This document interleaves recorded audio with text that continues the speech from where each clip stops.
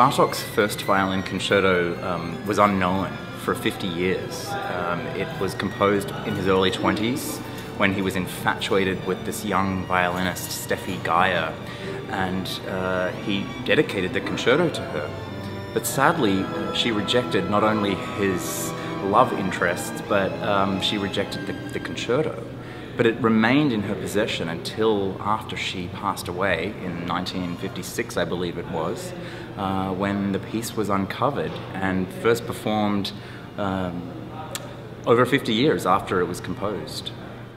So I chose the first concerto of Bartók. He wrote two, the second one being much more well-known and more popular among violinists.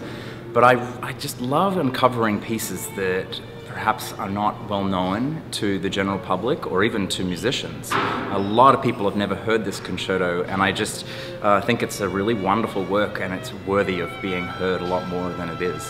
When I first heard this piece many years ago, it was the first movement actually that captivated me. There's only two movements. It's a relatively short concerto, the first movement being very slow and quite romantic, quite lush, unlike most Bartók that we come to expect. And it's just a very hauntingly beautiful, melancholic sort of rhapsody under which the orchestra is just very subtly coloring the violin line. And then of course the second movement is much more idiomatic of Bartók, very sort of energetic and boisterous. But it was the first movement that just made me think, wow, I want to play that one day.